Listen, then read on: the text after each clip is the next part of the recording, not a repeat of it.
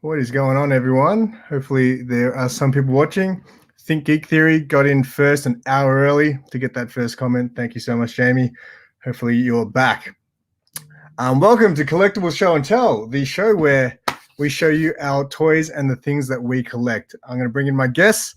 First, I'm excited to have both my guests today. I'm really pumped because I'm a big fan of both these guys' channels. Hello, Captain Saro. Thank you for joining. My first guest will be, oh man, I'm panicking right now because I'm tired, is Southern Comic Geek. What's going on, mate? What's going on? How are things in the land down under? It is early and I need coffee. And I hear you have some. I'll drink some for you. Thank you. Thanks for coming on, man. I'm really excited to see what you got just because, I've been watching your channel heaps lately and I just like to see all the different stuff that people in the community collect. And, you're one of those guys. I was like, yep, I definitely got to have you on. So appreciate it. Thank you. He's back. There he is, Think Geek Theory.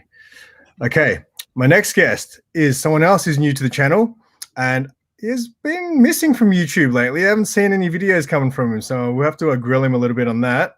And that is Aznfunk Comics. Oh, he's still Just not kidding. on. I'm still here. I'm still here. What's going on, mate? Thanks for having me. Pleasure. No worries. Excited to see the toys you will be bringing today. Before we start, though, you got any videos coming out? Because I've noticed that you haven't really been pumping out anything. Or you're like, is there something you're planning something in the background? No. I've been taking a break. I consciously decided to just kind of step back a little bit and just kind of making videos is a lot of work. So I definitely was like, well, there was like a period where I was releasing like one video every day for like 3 weeks straight. And I was like, man, that was a lot. And, you just get burnt out. And I was like, I'm going to take a break. So I've just been like chilling, hanging out, reading comics, doing all the stuff that you can't do. And catching up on videos, like watching your guys' videos. Cause when you're making videos, and you're editing, you don't have time to watch other people's videos. So I was able to be like, oh man, I can actually enjoy other people's content. So, I'm when I come back, you guys will know. But right now I'm still kind of just hanging out. So I'm doing stuff like this. Nice. Yeah, I find that I spend most of my time editing videos and then watching your guys' videos. So what I haven't been dedicating time to is reading. Like my books are just piling up and I'm reading like maybe a few issues a week when I'm falling really behind. So yeah. All right, so let's get into it, boys. I'll start as usual and then we'll go around the circle. We'll show one thing or 10 things per round. We'll see what happens. So I guess I've shown this before, and look, a lot of the stuff I do bring to this I have shown in videos before, but this will, I guess, tell a little bit of a tale, couple of stories of how Collectibles Show and Tell first started. About a year ago was when I first started doing streams. I was always like, nah, I'm not really a streamer. I prefer to edit videos. And then during COVID, obviously, we went into lockdown. I couldn't get to the comic shop. So it was kind of a cool way for me and Mark to be able to still hang out. And one of the streams we did, I was like, hey, man, why don't you bring 5 collectibles and we'll just show some stuff. And then after that stream, I was like, that was a pretty good idea. I reckon we should make that a show. So I showed this on there, but I thought I'd bring it on again just to, because a lot of people probably didn't see that, but hang on, sorry, I got to do it. Dust. Dude, everything I just grab off my shelf is, I don't dust very often, and it's really bad. Like when I took some of the things off, there's just like a perfect square on the shelf. So got a bunch of people jumping in. Thanks for coming, boys. DJ Lynx, Mad Spidey, we are Legion. What is going on? Okay, so and you guys probably know what this is. It is the old, I think they believe it. Oh, that's cool. You gotta keep it music, right? That looks vintage, that's for sure. Yeah, so this is old. Oh, that's cool. I had this as a kid, and I did a video, one of my early videos with my brother, who has he's a massive sci-fi nerd. He's got a massive Star Wars collection and all this crazy stuff. I did a video at his house when I first started my channel, and the whole goal was I was going to go there and I brought him a bunch of gifts with the intention that I was going to say, hey, man, do you reckon I can get that Batmobile back? Because I'm really into comics now. So he was actually nice enough to give it back to me. And I just love it, man, because this is my favorite Batmobile. The '89 Batmobile is cool, but to be honest, I think this is my favorite Batmobile. So I think they call it the Corgi Batmobile. Oh, what? Yeah, so it's a little blade thing there. It's absolutely trash. Like the glass is broken from here. Normally, Batman and Robin are sitting in the chairs. But yeah, it was just something I had as a kid that I really wanted back because I'm really into Batman now. And if you guys know Roger Wheatley, Crime Alley Comics, I watched a video of his ages ago. He's got every single version of this, and he actually goes through each generation of it and explains all the tiny differences between every single one they release. So yeah, it's a really cool video for that. But yeah, these aren't cheap. I mean, this is probably cheap because it's so trash, but I see these in the toy shops go for, yeah, they're normally not that cheap, depending on which version you get. So but yeah, that is my Corgi Batmobile. That was cool. So with Batman on the bottom of that Batmobile, it looks like Batman in carbonite. That's Yes. Yeah, he's frozen. Yep. That's hilarious. I would hang it just like that, right? Like just have it. Yeah, that's pretty cool. So yeah, bit of vintage. I like it. All right, Southern, what you got? Oh, well, hey, you made me think about my Batmobile. This guy's just winging it. He's just going to be grabbing things off the shelf. I've got that too. This is the '89 Batmobile. This is my original one. And so, yeah, see, yours looks a little better for the wear than mine does. I bought this. Rebought. I had this as a kid again, and I bought it new. Oh, okay. At a hobby shop. But yeah, that's nice. Yeah, I like so this is just one of the few toys to survive, and so I actually still have that. So I have been getting into these toy things. If you've been watching my videos and these shorts that I've been doing and all this other kind of stuff, I'm having way too much fun with this. Just like this right here. I love that. You've got the touch, you got the power. Yeah, that's right. So, I mean, that just keyed a lot of kids from the 80s song in their head there. So, of course, I just opened up Ultra Magnet as well. But I've got a short coming with him not being able to open it, but I got to get Galvatron first to make it happen. So, yeah, I've been picking up a bunch more toys lately. And now one you probably don't see very much. This is not done by Hot Toys. But this is Let's go. Maybe I forget the name of it, but they're out of stock, and so I bought this off of Bad Boys Toys, and so I was really pleased with all the articulation and the quality of it.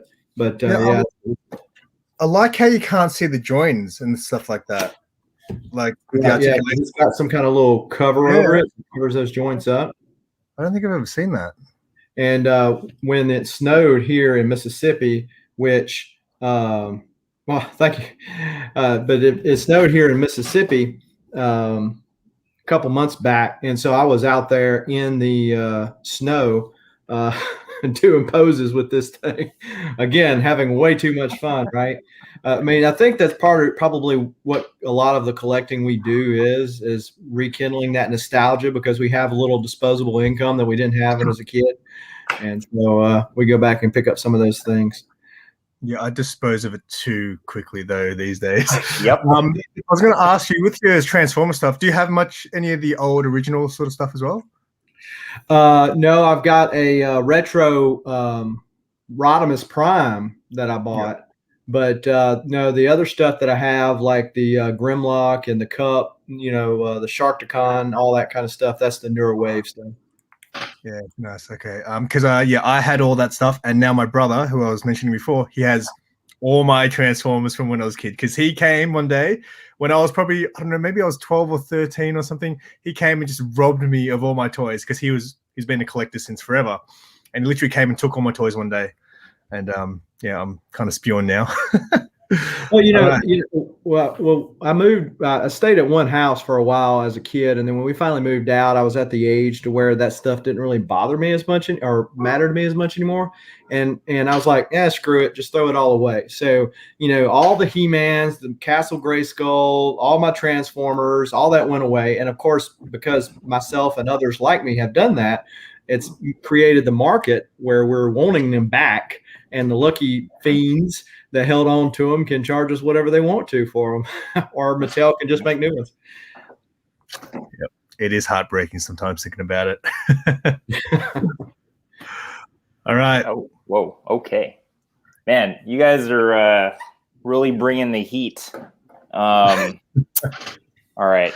So you were talking. You know what? Everyone knows I'm a Marvel fan, and since we're on the topic of like getting things that we either couldn't afford when we were younger, or getting things again because we played with them so much and then lost it or whatever. So I don't know if you guys remember this figure here. So I love Morph from the X-Men cartoon show, right? And I used to play with the heads. Like I would switch out the heads all the time. I love doing that. I think this is like one of the only like shape-shifting figures that have more than two heads, because like there's like Mystique with like one other head, and I think there's like another character that had like two heads, but this is the only figure I've seen that has like three different heads that you could like switch them out with. And like when I was a kid, I used to I would take the heads apart all the time and I would lose them, but then I was like, you know what, I'm gonna grab this again and not open it. But like finding that, like, it's not even perfect. I don't know like if you guys collect it in the box or whatever. But I was just like, I just need to have it. Like, I don't care what the condition is. Like, I just need to have it again. But yeah, I was like, it's like 4 figures in one. It is, yeah. And it's cool because like, he's got like his regular version right here. Then he's got like his crazy version right there, like with the crazy eyes. I love that head. And then, he's got like Cyclops and Wolverine. Like, it's so hilarious. But yeah, this is like one of my favorite figures. But you guys were talking about DC because you guys were busting out the Batmobile. So I don't collect a ton of DC characters, but when I saw this one, I was like, I gotta have it because it's just so freaking hilarious. This is Bizarro. It's hilarious because he's turned the other way. Like how many figures do you see where they actually turn him the other way? It's so freaking hilarious. I was I gotta have Bizarro. Plus, I like Bizarro from like the Superman '90s cartoon. I was like, he's hilarious. But I was like, that's amazing. That's so funny. Like, I can't believe he came packaged like this. Like, it's so funny. It presents well like that with the cape. I think it looks good. It does, yeah. It looks great. It's so funny. Like, even if I were to take him out, I would have him posed this way, exactly like this. But yeah, I thought that was really cool. And that's kind of like a theme of the things I collect is like, there's got to be something kind of funny, kind of unique about the figures. And, and I don't show a lot of figures on my channel. It's just all comics. So I'm not used to showing other things I collect. So, and I don't even collect that many Star Wars figures either. So I'm gonna show this one. You guys have probably seen this. So this is Luke training, and this is also, I think, one of the only figures where he's upside down. So you can see a theme here that I like I like figures that are packaged in weird ways. So like you got Bizarro that's like turned back. You got Luke that's like upside down because he's training. So I'm a sucker for those kinds of character like figures where it's like really odd. Like it's not like your standard like they're just posing in front. I like them when they're doing something funny and unusual. So, but yeah, I think this is like one of the only few Star Wars figures I have. Yeah, I think the other one I have is actually the one where Luke's carrying Yoda in his backpack. That's the only other one. But yeah. So that was kind of like, that wasn't something I used to do when I was younger. You just buy whatever. But now it's like I'm a little more like, I like to collect, figures that are kind of like unique, little quirky. and okay, I'll show you one more thing. Not the last thing, but just for this round, since we're showing like all the weird stuff. Okay, so I don't collect a lot of like dolls. You've seen these famous figures, right? Like they're kind of like these like 11-inch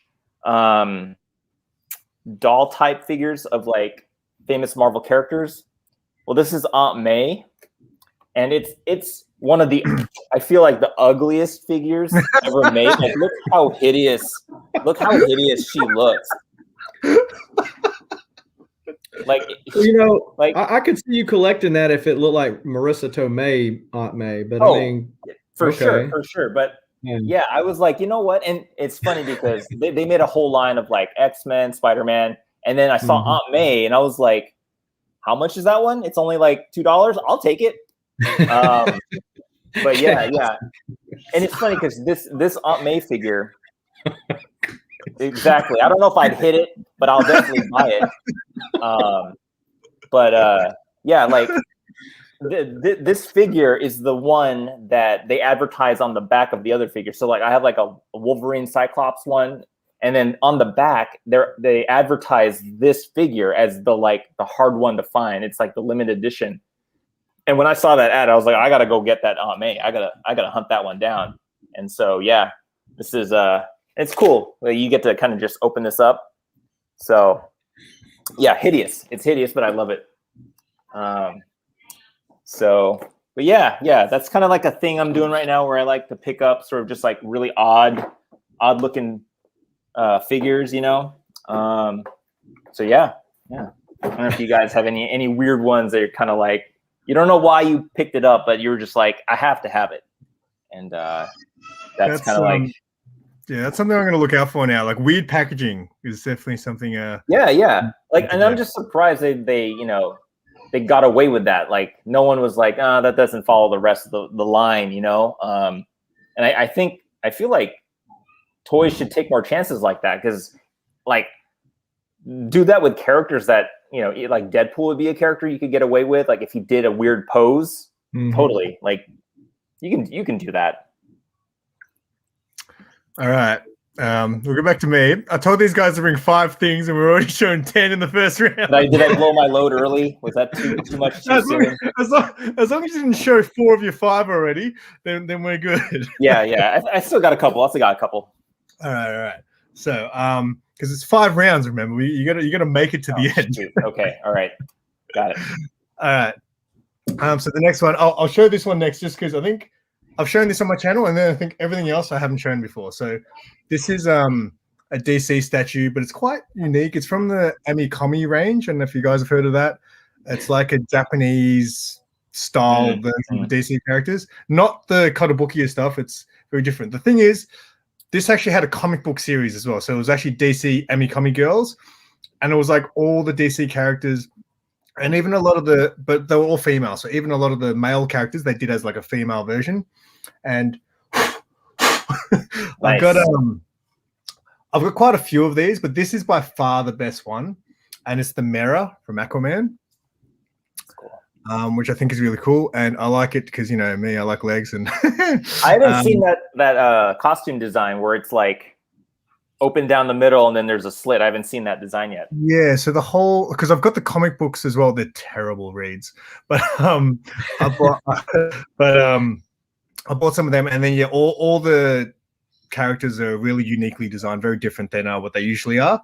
But this is by far the best statue from that range. I really like this, and it was really rare. So I was seeing this go for like, and it's not worth this much, but there were people trying to flog it up for like $400 on eBay and stuff like that, right? And then I found it out of the box at a collector shop here for $100, and I was like, I'm going to buy it for $100. And then I happened to come across someone who's selling a bunch of these Amikomi figures for like $200. It was like for 6 of them. So I was like, oh, I'm going to buy that because he had one in the box. And I was like, well, I want one in the box too, right? And then a friend of mine saw one in a shop down here that was clearing up for half price for $60. Oh my God. That one looks like it just got out of the cargo hanger, right? Like they literally just took it out and they didn't even display it yet. This one here, you can see it's got sun damage though. See the difference in the color? Mhm. Oh, So yeah, error variant. and one of them, the paint job on this one, like the eye looks wonky. It looks like she's got a lazy eye on one side. So I don't know if you guys can tell that, but my favorite one is actually the one that I bought out of the box. So, but yeah, man, I just absolutely love that mirror figure. Like some of the other ones look really dumb, but this one just I think is a good statue. Is it heavy? Nah, they're light. They're light. fairly light. But yeah, I've got quite a few, so I'll probably show some on other videos. But yeah, that is my Mera Amakami that I love. Where are we going? We're going back to Southern. So she's got a lazy eye. That can't be no worse than the Aunt May. I mean, come on. Yeah, you'd still go this all day, right? So I'm gonna have to dig down a little bit deeper into my weird roots and pull some of my. Well, I'm not gonna tell you what it is because then it'd be a spoiler. So probably something that more people. I'm a run collector, so I don't just go for the keys. But if there's a key that I'm interested in, I will buy the various ones of them. So this is a Hulk 181. This is a Brazilian, a foreign edition of that. They're more in the little digest type booklet. So I've got a bunch of foreign editions of comics to include this one right here. This is one of the more rare ones. This is the French Canadian edition. This is actually a panel out of Hulk 181 because Marvel didn't get the cover to them in time. And so they had to go with a panel on the inside to do the cover. So like this one came out in November of 1974, and the of course Hulk 181 was released in 1974. This one signed by Roy Thomas, and so yeah. So I've got that, and then the other. Sometimes on these foreign editions, they redo the covers. Oh, What? Look at that. This is La Masa number 4. This is probably the rarest of the Hulk 181s right here. And if CGC ever get their act together, I'm going to send this to them because I think it'll be the highest graded one on the census. And cool. Then the British version. Yep. Got that one. If you'll notice, the British version as opposed to the regular version. Face? Yeah, his face is different. So a lot of times, for whatever reason, like King Size Hulk is, the one that they changed. Maurice Severin went with a less aggressive head than what Jim Steranko had done. But so that's kind of what happened with the British version as opposed to the English version. So I collect foreign editions of comics that I'm interested in. And Hulk 181 has 2 faves with Wolverine and Hulk. And so it's a twofer. And I collect homages of those books too. Does it cost more for the foreign versions than or is it cheaper to buy the foreign version than the regular? Yeah, almost always the English version or the US version is the more expensive one just because it's a bigger market. But like if you go to like a Werewolf by Night 32 and you go to the Spanish edition of that, if you look that up, that one's kind of a ghost. It's got a totally different cover, and that one's hard to get. That's one I'm on the lookout for. And almost immediately when they come up, they get snagged. And especially like you go to like the Brazilian ones, they're bad to have rusty staples because of the moisture down there. And or if you go like the Filipinos, if you think about of course, you coming from Australia, I mean, Australia is a developed country, right? But if you go to some of these countries, it's not like they got a lot of money. And so We just assume that, you know, these people have all this disposable income and we've got to keep things very neat in the United States, but that's not always the case. And so like you get a Filipino copy like of ASM 300 or something like that. Those are very coveted because they're just so rare because the kids got them, they threw them away. You know, they were lucky if they even got any. But yeah, almost always the English versions are still, but the foreign editions are going up because a rising tide lifts all ships. And with the U.S. market getting so expensive, people are looking for other options. So, do you know Ken's comic book channel, the YouTube channel? He's just called Ken's comic book channel. You should check him out because he's from England, but he strictly collects foreign stuff. Okay. So he'll collect like an entire run of something like the original Avengers or something, but all in like the French edition or things like that. So he's if you're into foreign stuff, he's a good channel to check out. Oh, cool. All right, we'll keep it going. Oof. What is the funk bringing? Oh man, yeah, those were good. It's funny because like I mean, of course I knew they had like foreign editions, that it existed. I just didn't know that like you could get them until like you actually thought to look them up on eBay. Then you're just like, oh my god, there's like a whole nother. It's like you can collect all the comics all over again, but in a different language. So you're just like, I had to stop myself after getting like a couple of like the Hulk 181 in like the UK version. I was like, I got to stop there because I could go down that and get, you know, it's too much. So it is another rabbit hole. And, you know, the thing with it, as opposed to say like English or American collecting, is that you have to do your homework because you can't collect what you don't know exist.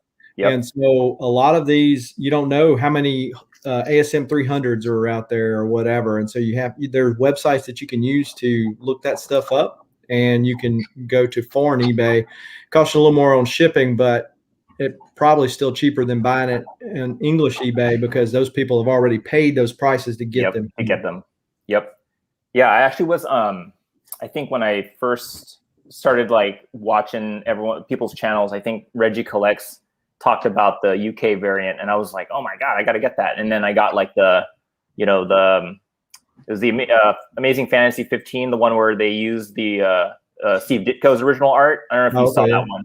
And I was like, after that one, I was like, I'm done. I can't keep doing this. But since you jumped into comics, I always like to show this one. This is pretty funny. This is when I got into like slabbing for the first time.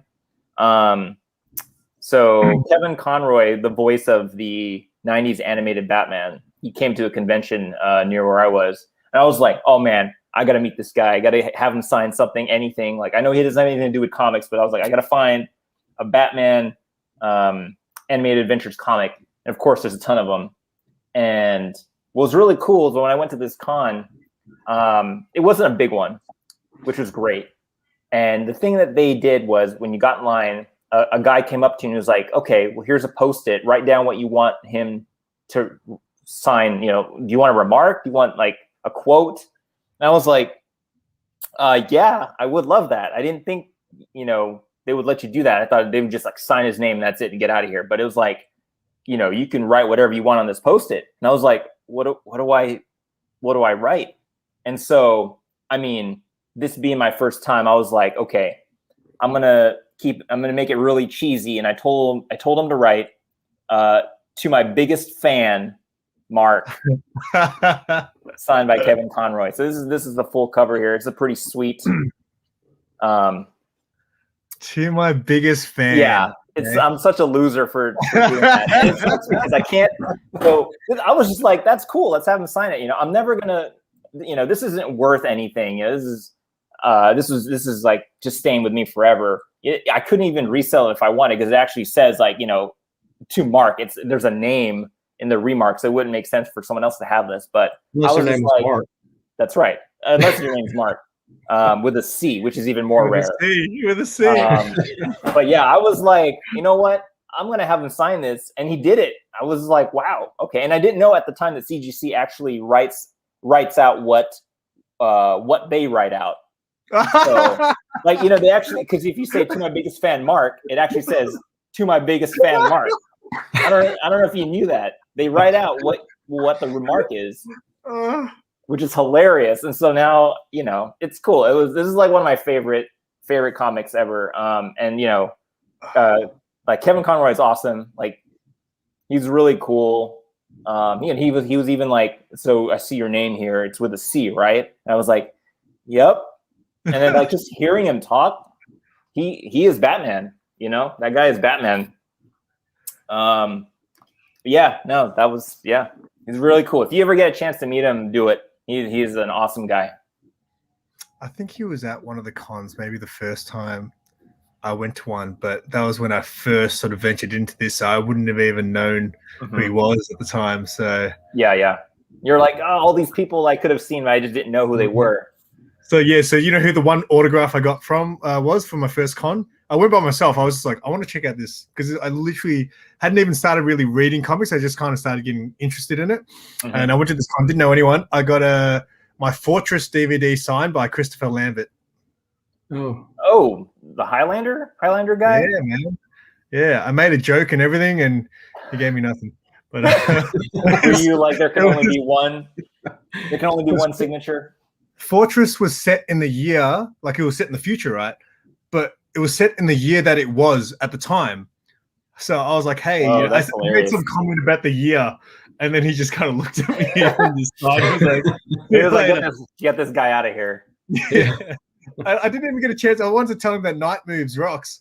That movie Night Moves. I haven't even seen that. It's like a chess movie with Christopher Lambert. So good. I didn't even get the chance to tell him how much I loved it. That's funny. All right. Yep. No, I was just gonna say I'd like to meet him someday. He seems like a fun guy. Yes. Yeah, I'm not very good at conversation, so you really working well for me. I don't know where to actually start and where to end here because I've got three things, and they're kind of weird. I'll go with these ones since they're close by. So I like I don't have many of these, and I think it's something that I'm going to start looking into because I just like these. I like cool collectible tins and boxes and things like that. So lunch boxes and stuff. I've got a couple more, but I just bought these two to show you because I picked this up at a toy shop for like $2. That's sick. It was on the ground and it's in really bad nick. Like it's all, I don't know if that's rust or what, but it literally was just sitting on the ground. Like people have probably been kicking it and stuff for $2. And I was like, man, for $2, I'll buy that. And I keep all my like colored pencils and all my drawing stuff. I don't draw, but sometimes I feel like drawing. I'll go to this tin and all my stuff's in there. But I wonder how old this is. Like, how old do you reckon this would be? Because are the chains raised? Is it raised? Yeah, it's embossed. That's awesome. That is awesome. Yeah. So I just thought, for $2, that's awesome. So I got that Superman tin. Super Rust would like that one. Did you say Super Rust or Super Rust? No. There it is. All the rust on the tin, but yeah. And then this one a mate of mine gave me. He's a friend from my work. He likes to give me his junk that he no longer wants. You know what that is? Oh, Ghostbusters? Yeah. So that's cool. That's another. Oh, that's amazing. Yeah. So he gave me that, and I was pretty stoked. He gave me literally a whole box of just collectible nerd stuff that he just like, I don't want these. Do you want them? I was like, yes, please. So I made a video. That's actually the video where my cat peed in my in the room while I was filming the video. Like halfway through the video, I literally jumped out of my seat because my cat peed in the corner. So, the beauty of editing. Yeah. That's awesome, man. I thought that was pretty cool. So, and it is absolutely covered in dust. But yeah, that's me. Round 3, 7. So I was looking for a good way to segue. I do have a tin. I bought it at GameStop that's got pops in it, but I wanted to go back to the Kevin Conroy deal and show this because I'm going to talk about original art. So this was a Batman 50 blank sketch cover, and Nick Justice. That's cool. Nick Justice drew this. Kevin Conroy signed it. Also, Lauren Lester, who was the voice of Robin, and then Diane Pershing, who was the voice of Poison Ivy, all signed it. So, I mean, he even went down to the checkerboard, dude, for the that's impressive. And then, of course, in the mode of the animated series. So yeah, I wanted a Kevin Conroy signature. I had a Batman animated series pop because I'll get my pops to get them signed. Like I got my Darkwing Duck pop signed by Jim Cummings a couple weeks ago, and but COVID happened and they canceled the con the week it was going to happen last year, and so I was going to get Kevin Conroy to sign that then. So hopefully other things like that will come up. But so talking about kind of along those same lines, for those who watch the channel know I'm a Valiant fan. And of course, Bart Sears, one of the big artists, Turok #1 that everybody disses on, drew Exo Manowar. And this is an Exo Manowar that I commissioned from him. Nice. This is my old avatar that I used to use. Tim Seeley did this. So Tim Seeley is the current writer of Bloodshot. He also did Nightwing for, I think, the Rebirth or maybe the New 52. He's a writer, but he also draws. The thing about this sketch cover, it was a recall because the cover's slick. So sketch covers are usually rougher because the slick covers, they'll smear. But he was able to soldier through it. And he did Rye and Bloodshot because essentially they're of the same kind of deal, especially if you go back to VH1.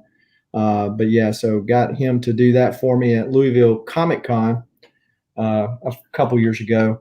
And this is one of those, and talk about original art. It's one of those that I really don't ever want to leave. I've got a lot of members of the community that are artists that have sent me stuff. And so we'd be here all night if I showed all that stuff, but it's certainly, great thing.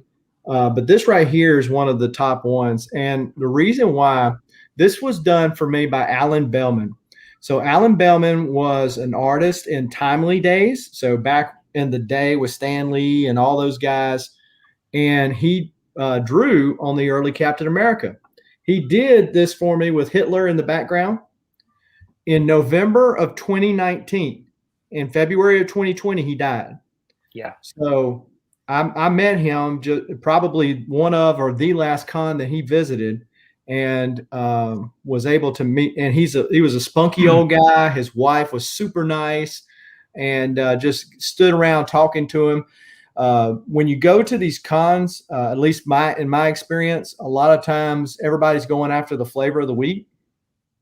So his table was largely vacant. And so I stood around and just talked to him, and got him to do this sketch cover for me. And of course, now there's not going to be any more of them. So things like this really mean a lot. Because, I mean, if you got the money, you can always go buy a 181 or a giant size X-Men 1. And I've got those. I've got X-Men 1. I got all that stuff. But you're not getting another one of these. So. Yeah, because I think it was backstage before we were talking about collecting art and stuff. I think I'd rather venture into collecting sketch covers than original art, just because I collect comic books and it feels like it's not. I only got two. I've got one from Comic Head 84, and I've got one that Mad Spidey actually gave me, which was a sketch cover from Kenny Lashley. His name? Ken Lashley, yes. So, but yeah. Well, the thing like with those original art is that they're so hard to store, and you got to store them. You feel like you got to, because I mean they're so expensive. But like I got this from a member of the community. He AOK'd this to me, and of course I'm a Valiant fan. And this is a art piece that was done.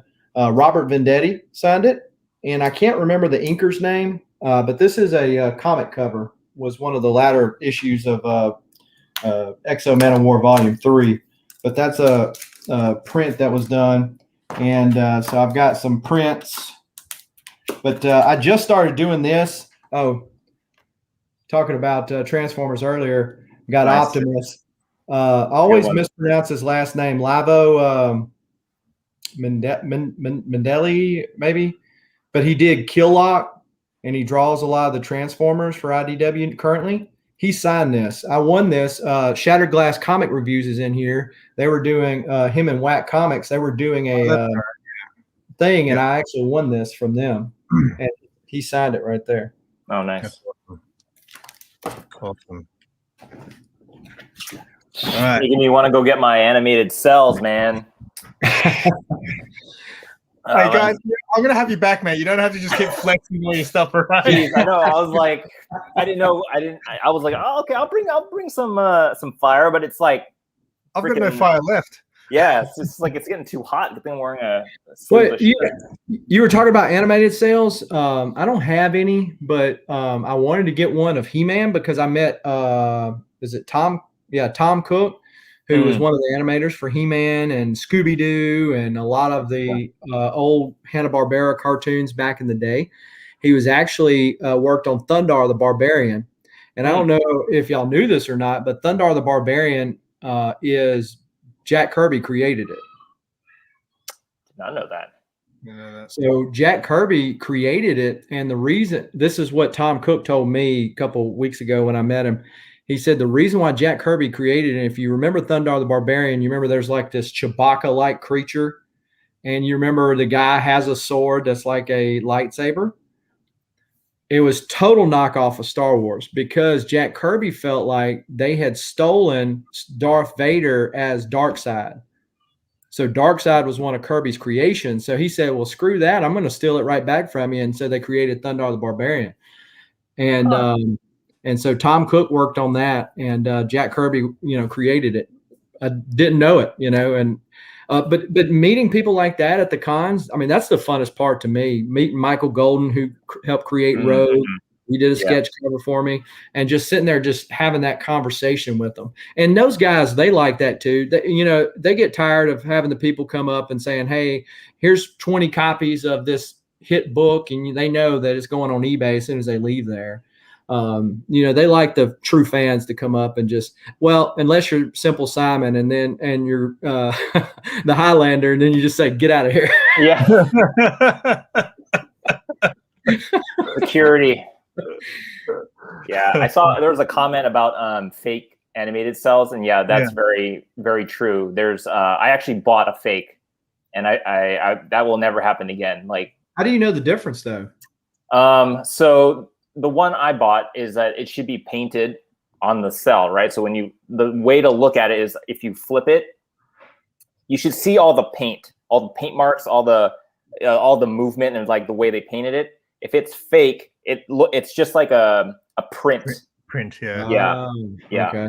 So that was, but the problem is when you're buying stuff online, you can't. Sometimes there's not a photo. So if it's like an eBay seller, ask them for a picture of the back. And if they don't send that to you, then it's probably not real. And like just because and I learned this too, just because there's an official Marvel or DC seal on the thing doesn't mean it's legit, because they can fake that too. So, pro tip. Yeah, I'm glad you said something, because I would have been the first one to say, "Oh, that looks official. I'm going to buy that." Unless you're buying it from like a well-known website, right? Like if you're eBay, you definitely want to get photos. But if like you're buying it from like a legit auction house, then it's probably real. Yeah. Dang. All right. Since you're showing some original art, I don't have that many like sketches from artists, and I definitely don't have a ton of like art from artists that aren't comic book people, right? Like I always want to get like art from like well-known, famous artists and stuff like that, but I rarely ask someone who is not a comic book artist to sketch on a cover. But I found this guy on Instagram, and he I think he goes by like Skyscraper 84. His name's like Sean Anderson. He does like these really cool, like I would say like fantasy types. His style's fantasy, but he definitely does like Marvel, DC stuff. I saw some of his work, and I was like, okay, I'm gonna test this guy out. I'm gonna request a commission, which I never do, from someone I've never like who isn't into comic books. But man, this guy, he does, his style is like it's very colorful. But I basically said, okay, I want Jubilee on a skateboard fighting a Sentinel. And I was like, holy crap, like he even did like, and I told him I want 90s Jubilee, because he asked me like, what kind of Jubilee, which version? I said 90s. And like he understood like even having like the 7-Up logo guy from the 90s under the skateboard. Like, I just could not believe the detail. Like I actually didn't want to have this slabbed because I wanted to be able to look up close and appreciate the art on it. And I tend to slab stuff, you know, especially if it's from someone famous. I'm like, slab it. But for this one, I was like, I want it raw, because just showing it on the screen, it doesn't do it justice. Like, there's just so much detail on this. It's ridiculous. Is that out of the bag? Have you taken it out of the bag? Yeah. It's not. It's a raw comic right now. Like, it's just a blank cover. So yeah, I took it out of the bag because I wanted you to see the detail in it. But I was just like, holy crap. So yeah, there are some really great artists out there, and if you know, you got a blank, and like, I don't know a lot of like famous artists that would do a sketch for me that was that detailed, right? Usually it's like they'll only ask for like, oh, I'll only do Wolverine or Cyclops. It's just going to be like a silhouette and that's it. But I was like, okay, well, this guy seems like he would appreciate a lot of detail. So that's why I was very specific that I wanted Jubilee on a skateboard fighting a Sentinel. So yeah, that's a banger. Yeah, it's cool. I'm like, I want to frame. I probably, if I can afford another one, I'll probably have him do another one, but can't. So that's it. Well, those colors were really bright, and you know, to me, that's kind of like with Jubilee's, you know, skill set. That's what you think about, and so it really brings that out, I think. Yeah. Well, and also like, I totally agree. And the thing I really like was just the, you know, that her foot's coming over the. So this is one of those partial blank covers where it's not completely white, right? Like you have like the logo, and then you have like the little I don't know what you call that on the Marvel blank covers, where it's like has the barcode and the issue number. And he was like, "You want me to cover it up?" And I was like, "Do whatever, I don't care." And I like how it's kind of partially covered, like it makes it more like 3D, like her foot's over the bar. I was just like, dude, I love it. So I think I know what I'm going to spend my tax money on this year. I'm going to buy me some sketch covers. Yeah. Yep. Alrighty. We've got 2 rounds to go. I don't know what I should end with. I'll share these. I'll end with the weird one. So I've always been a big fan of mixed martial arts. And I think when I was on with Carvey and Super Ross, I think I showed like a Joe Rogan UFC sort of thing that I got. So I thought I'd show these, which are I've got more of these. I've got a bunch of these, but I've got these double packs where like they're classic fights and classic rivalries stuff. So that's Tito Ortiz and Chuck Liddell, who were massive rivals from back in the day. For those who don't know, they were like best buddies. They used to train, and then, you know, they're fighters and they got egos, and then they ended up starting a massive rivalry. And it was good because Chuck Liddell smashed him like 2 or 3 times, which is good because that's Tito Ortiz. And then I got this one as well, which is Forrest Griffin and Stephen Bonner, which is one of the, I guess, most famous fights of all time. This is like, so this fight, for those who don't follow the sport, this fight is really what kind of made the UFC, they say, because it was on like, it was the first time it was on like free-to-air television, and it was just a crazy fight. And apparently the ratings just went crazy as the fight kept going. Like they were like, people were like watching the fight and calling their friends, going, "Man, you got to watch this, you got to watch this," and that's how it sort of expanded from there. But I recently looked these up just to see if they go for anything, and some of them do. So if you get this dude, Forrest Griffin, on his own, just the singular figure, it's like it was going for like $250. So too much for me. They're hard to find, so I couldn't actually find these ones that I have to see how much they were going for. But yeah, some of these are really going for big money. So yeah, and these are old now, man. I've had these for like probably 10 years or so now. So, and I've got a few more. I've got a whole shelf full of my MMA and UFC stuff. So yeah. Are the faces are the faces banged up? Are they bruised, or is it that's like they're all cut up, right? This one definitely is, yeah, because these guys went at it. So okay. These not so much these two. These two just normal. But yeah, these guys they definitely got banged up in that fight. There's definitely shows on their face on the figure. So Yeah, it's weird because on the pictures when I looked them up on eBay, they look horrible, but they look pretty good when they're actually in front of you. So, yeah, I'm pretty happy that I've still got these and I've held on to them. Oh, so much dust. Dust. All right, Southern. All right, so I think I'll save the weirdest to last. How about that? Yeah. Wait, you still got one more after this. You know that, right? Right. So that's I'm gonna save the weirdest to last. Okay, cool, sweet. Yeah. So I'm kind of a purist when it comes to signatures, like for voice actors or for stuff like that. I really don't like them doing the comic usually. Of course, you saw I already got the Kevin Conroy or whatever, but typically I've been doing like pops. So like I'm supposed to see Ashley Eckstein at Pensacon in 2 weeks. I'm planning on getting her to sign the Ahsoka pop. But I got the voice actor for oh, nice. The, Wolverine, the animated series. And of course, you can get these. I don't typically do it, but you can get these JSA, you know, basically certifies like the CGC or something, And then I mentioned this earlier. I got Jim Cummings to sign my Darkwing Duck. And then he put on the side, "Stay dangerous." That's pretty awesome. And Guy Gilchrist, who was known as Jim Henson's artist, he drew the 80s cartoon for TMNT and a lot of the other early stuff. He was at one of the comic shops. Well, I've met him a couple times, but this time he was at a comic shop about 2 hours from me.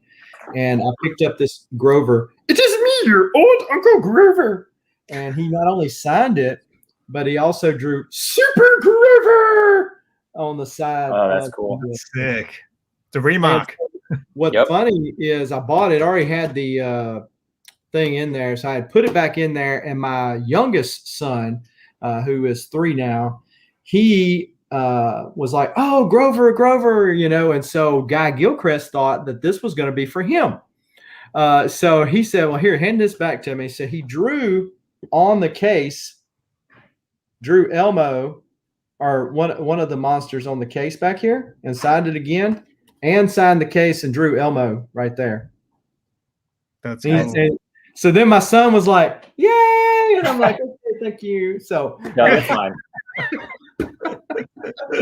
Not for you.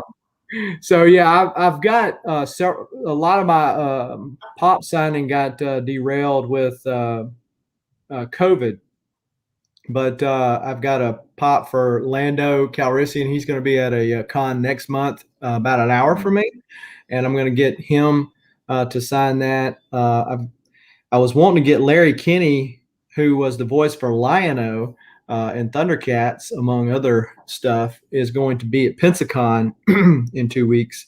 I wanted to get a Lion-O pop, but them things are kind of pricey. So, but yeah, that's one of the things that I've been weird things I collect. Yeah, I never think about taking pops to go get signed. I should, because I got heaps of pops. It's not something I think about. But also, like, so when I go to cons here, it's I normally just bring comics for the comic book artists to sign, because you normally don't have to pay for them; they're just there, because comic book artists aren't popular here, right? You normally have to pay for like Christopher Lambert and all the big stars. So last year, Kevin Eastman was here, but he was part of the lineup where you had to pay. It was the first time. Well, Christopher Lambert didn't really have a line, but I was like, no, I want to get Kevin Eastman to sign my Ninja Turtles comic that I've had since I was a kid. And I was in line for 4 hours, and I was like, I'm never. My toe went numb. my toe was numb for I think nearly 3 months. There was something wrong with my toe like after that, because my friend, because I was filming a video there, and while I was in line, I told my friend to go, "Oh, can you shoot some B-roll footage for me at the con?" So he went around and filmed stuff for about an hour, came back to me, and I had moved a meter in the line. Wow. It was the worst experience of my life, and I never want to line up for an autograph again. So, yeah. All right.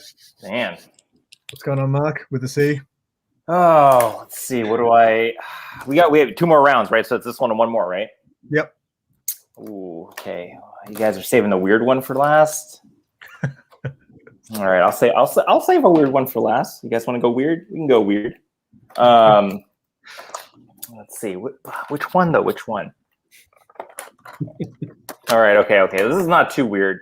So I was going on a weird.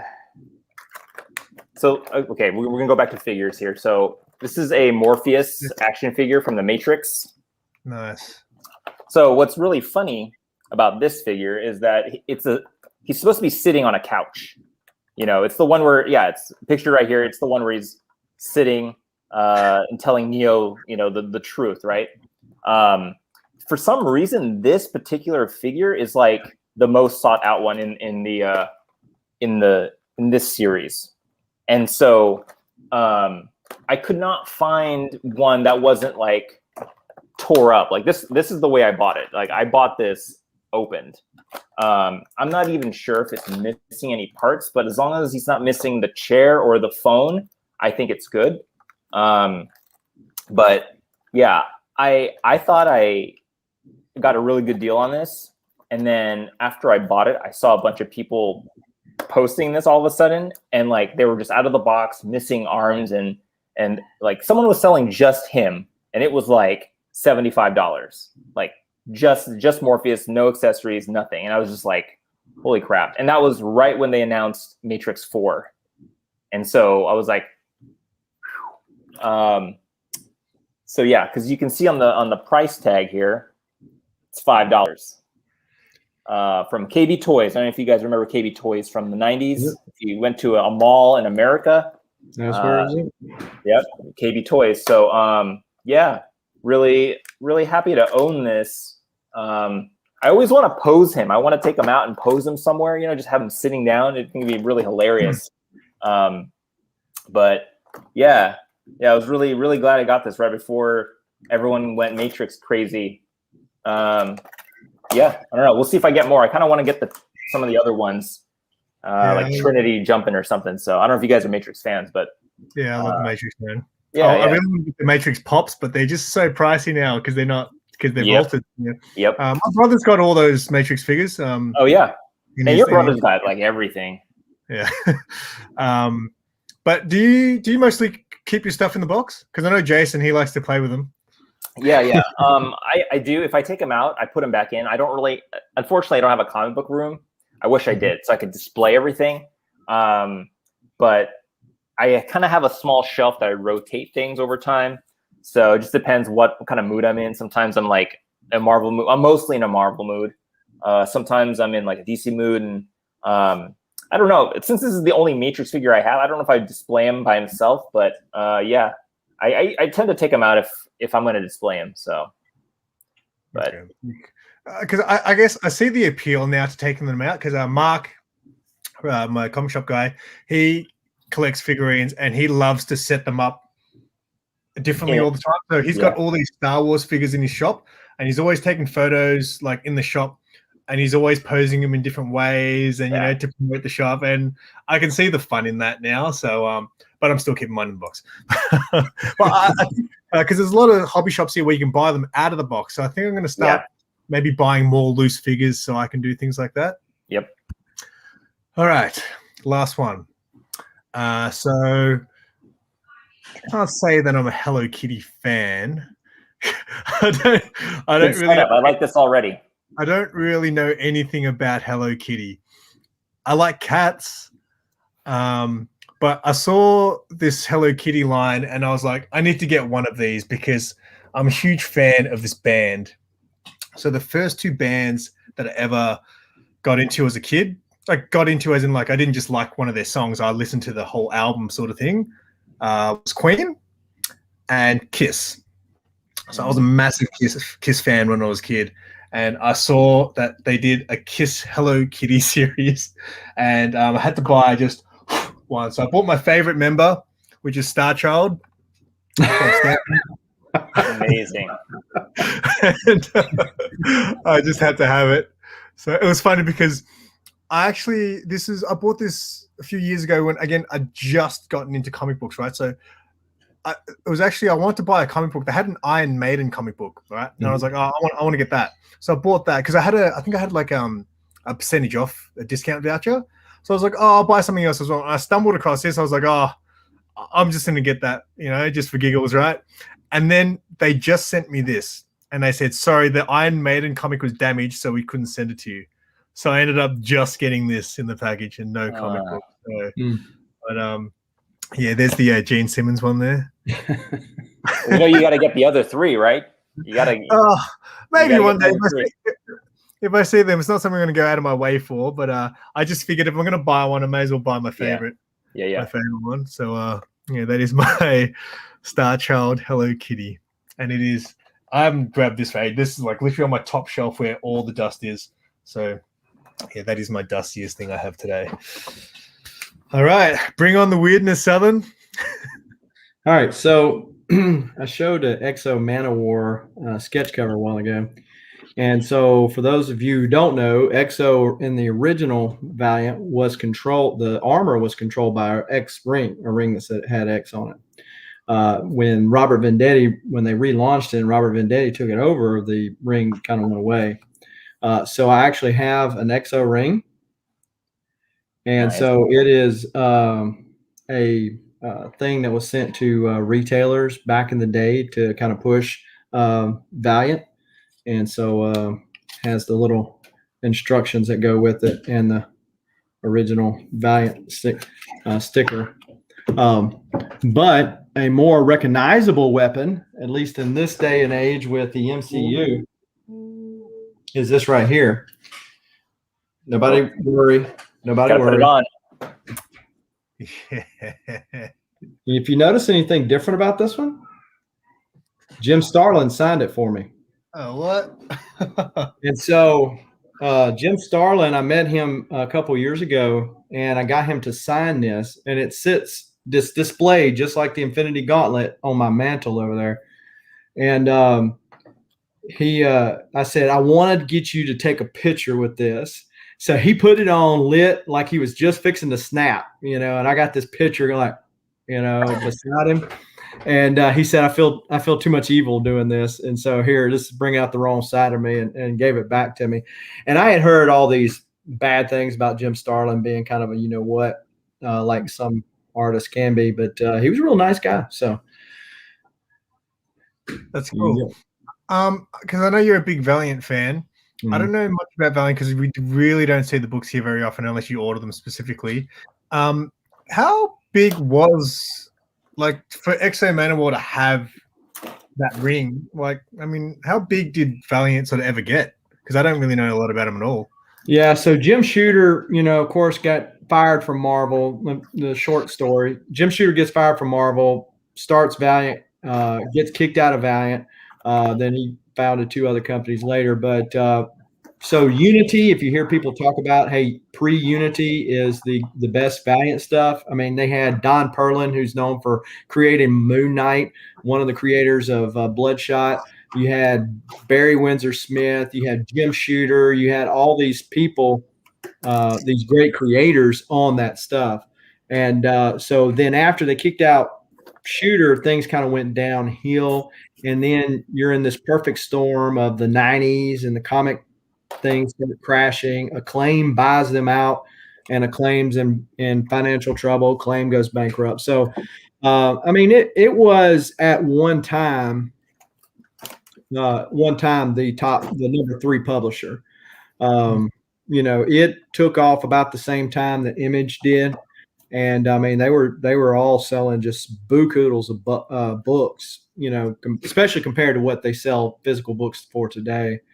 So yeah, I mean, it was a big company. Most of the stuff you can find in the dollar bin, and I'm a run collector, so I've got all that too. The interesting stuff though, like the one in 250s, which is the newer glass cover. I don't know if y'all ever seen those or not. The cover is glass, and so I've got 2 of them. They just came out with Shadow Man 1 a couple weeks ago. There was a 1 in 250 variant for that, and it's a glass cover. So the only glass covers ever done were by Valiant, and they were the first ones to do the chromium cover, Bloodshot #1. So yeah, so back in the day it was big. Interesting. Cool. All right. This is it, yeah? This is the Agent Funk is going to end with a bang, hopefully. Oh boy. And this is it, right? This is the final round. This is the final round. Okay. All right. Finish him. All right. I love showing this whenever I can. So I'm just gonna show it. So this is a signature by Stan Lee.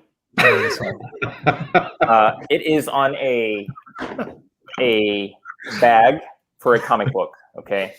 So what happened was the last convention I ever saw him at, he was, I mean, you can tell by the signature, he was already like not that in that great shape, right? You can tell it is not the most stable signature. So he was definitely on his way.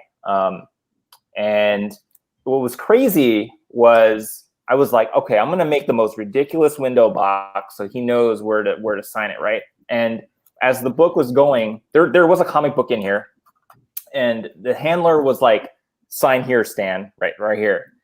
So he goes down and he starts signing, and I'm like, oh shit, he's signing on the bag. He signed on the bag, right? Like, not even like on the wrong place on the comic, but he signed on the bag, like on this plastic bag, okay?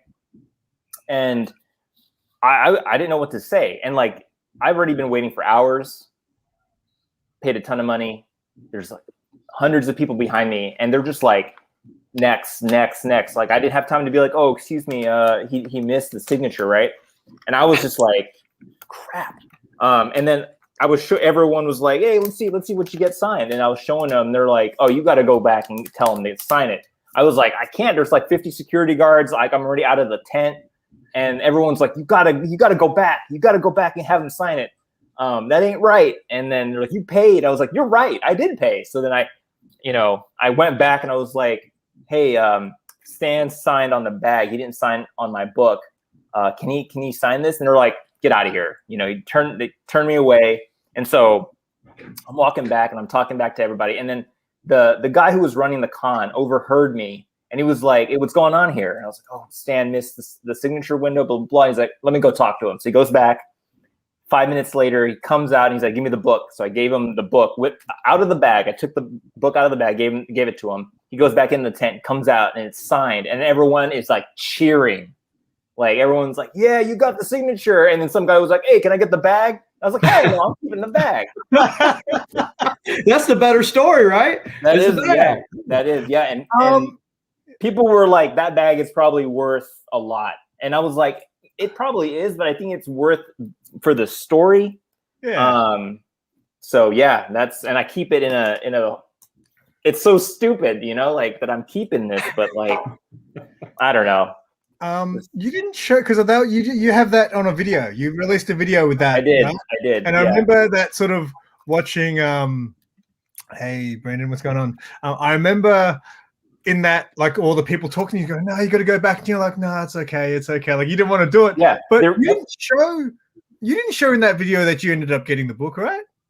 No, I never showed it because by that point I was like kind of over vlogging. I was like, I don't care anymore. Like, you should have. The whole experience was like almost 3 hours, and like I was like amped. The first hour and a half, I was jacked. I was ready. Like, let's get all the footage, and then like halfway through, I was like, I just didn't even care.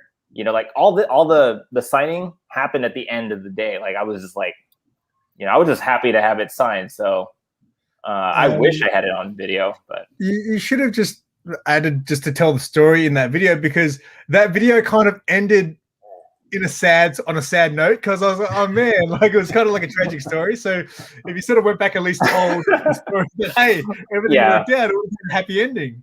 Yeah. Yeah. I know. I should have been like, don't worry, it all worked out. But yeah, no, it was traumatic, but I look back on it, it was good. I had a good time.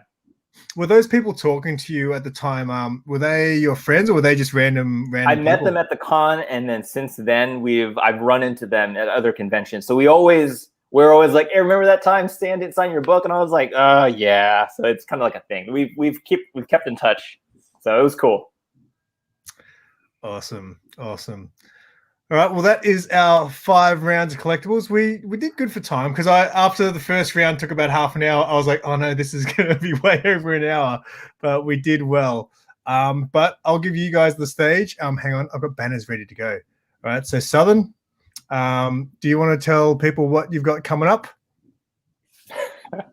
Sure. Yeah, so I've got a video dropping every day, at least for the next couple of weeks. And so I also have a giveaway for my channel for the month of May. It's an X-Men 266. So instead of boring everybody here, they can check out my channel on any one of my videos. You'll hear me mention it, and you can see how you can enter to win that. So that's it. All right, beautiful. I'm not very quick with these banners. All right, so next we've got, oh, hang on, I almost removed you. We've got Mark with a C. What is what is that coming up? Well, I have been taking a break from YouTube, but I have some videos in the works, so stay tuned. You know, I love, if you follow my channel, then you know I love interviewing comic book artists and other creators in the comic book industry. If you're not subscribed, please subscribe. We would really appreciate it. You can also follow me on Instagram. I post almost every day, just pictures about my collection and things I'm into. But yeah, subscribe and follow. Really appreciate it. Excellent. And yeah, I think people are dropping in and out. But yeah, thank you guys so much for coming on. I really appreciate it. I'm a big fan of your channels. So yeah, thank you so much. And thank you for anyone who hung out, stuck around to the end. And we're going to call it. And yeah, don't forget to keep it simple.